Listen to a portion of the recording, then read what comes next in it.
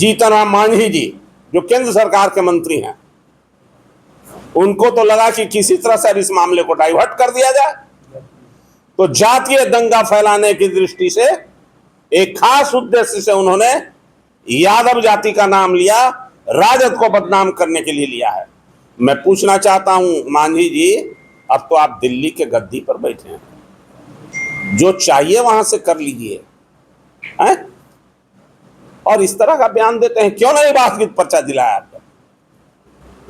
और मैं दूसरी बात भी उनसे सवाल करना चाहता हूं, अगर बहुत मुसहर जाति के हितैषी थे तो क्या टाले मांझी की जब जिंदे जलाने वाली हत्या हुई थी उसमें गए थे?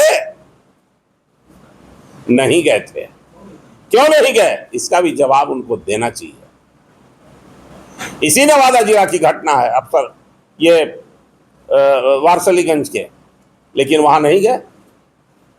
तो ये दुर्भाग्य है कि दिल्ली के गद्दी पर बैठ करके और जातीय दंगा फैलाने के लिए, उन्माद फैलाने के लिए इस तरह का बयान देते हैं। इसका क्या असर होगा? इनके पर कौन सा कार्रवाई आम जनता को करनी चाहिए, या कानून के दायरे में कौन कार्रवाई इनके पर होनी चाहिए? ये तो कोई संज्ञान नहीं लेगा। लेकिन इस तरह से जातीय दंगा फैलाने की बात कोई करता तो कितने लोग गरजने लगते। इसलिए मैं अपील करना चाहता हूं कि आप घबरा गए हैं का? जातीय जनगणना की मांग की जा रही है, उससे आप घबरा गए हैं का? आपके आका घबरा गए हैं? क्योंकि उनके एजेंडा तो चलता है राष्ट्रीय स्वयंसेवक संघ का नागपुर से, तो उनके आका घबरा गए हैं कि जिसकी जितनी आबादी उसकी उतनी भागीदारी वाले जो नारा और जिसका डिमांड कर रही है राष्ट्रीय जनता दल। इसलिए मैं कहना चाहता हूं कि आप चाहे जितना भी आरोप लगा लीजिए, दंगा फैलाने का साजिश कर लीजिए, जातीय दंगा, ये आपका सफल होने वाला नहीं है।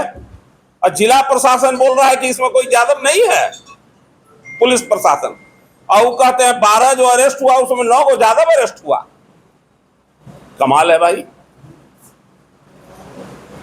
पुलिस आपकी है, सरकार आपकी है, राज्य में सरकार आपकी है, दिल्ली में सरकार आपकी है, फिर भी आप तथ्यों से इतना दूर रहते हैं। दुर्भाग्य है। ये इंसान है, आदमी नागरिक है, जाति नहीं। हम जात के खिलाफ उनकी बात कर रहे हैं, हम तो इंसान और इंसान की बात करते हैं। कोई नहीं आया, उनके केंद्रीय मंत्री हैं, अपने इनके रिमोट वो सरकार है, दिल्ली में दूर है, आ जाती है। वो चलता है, उनका नागपुर का रिमोट से चलते हैं वो आजकल मांझी जी। और उनका बेटा तो आरएसएस का हाइये है ना, ओटीसी में था। संतोष जी जो है ओटीसी ट्रेंड, ये जान ली। आए थे वहीं से बोल रहे, काहे को आवेंगे? आना चाहिए था उनको, लेकिन अब तक नहीं आए। इसलिए मैं राज्य सरकार से मांग करता हूं कि तत्काल जो पीड़ित परिवार है उसको प्रधानमंत्री आवास योजना से जोड़े, उन सभी को के नाम से जमीन की बंदोबस्ती करे, सर्वे में खाता खुले, डिमांड खुले, जो 4-4 लाख मुआवजा है वो भी उनको मिले सभी पीड़ित परिवार को। वहां एक विद्यालय खुले, बिजली का लाइन जाना चाहिए, नल जल की व्यवस्था होनी चाहिए, हाँ, अस्पताल, रेगुलर जांच होना चाहिए। पूरे बिहार में सर ऐसी स्थिति है कि दलितों के पास जमीन 90% के पास जमीन है, वो कहीं भी, कहीं रोड किनारे, कहीं रेहड़ी पटरी पे रह रहे हैं, और हर जगह यही स्थिति है। यहाँ तो आग लग गई, आज मामला दुनिया जान रहा है, लेकिन बाकी लोगों को डंडे से मार के भगाया जा रहा है। वो क्या करें, जहर खा लेते, क्या करें इस देश में? देखिए, आज हम आए हैं कृष्णा नगर की घटना को लेकर के, इस विषय पर अलग से आप सब लोगों को बताएंगे, फिर मिलेंगे हम लोग।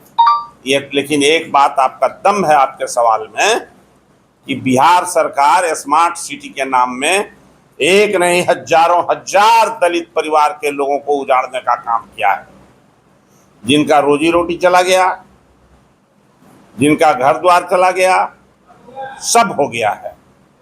तो यही कारण है ना कि लोगों में विश्वास उनका घट रहा है, लोगों में उनके प्रति।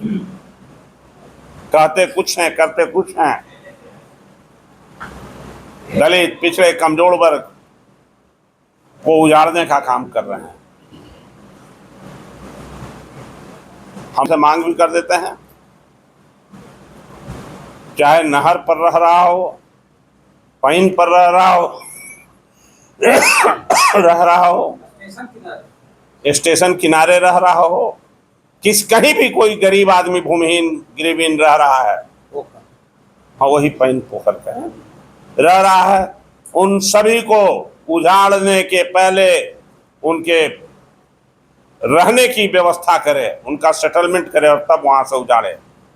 और सुप्रीम कोर्ट का एक फैसला भी आया है, इधर देखते हैं, लेकिन कितना इम्प्लीमेंट होगा नहीं होगा हम नहीं जानते हैं।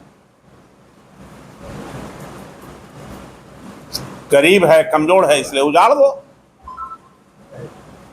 और उजाड़े जा रहे हैं लोग, भारी संख्या में उजाड़े जा रहे हैं। वहां पर कुर्सी पर बैठे हैं, उनको पहले देते हैं दोनों आदमी को।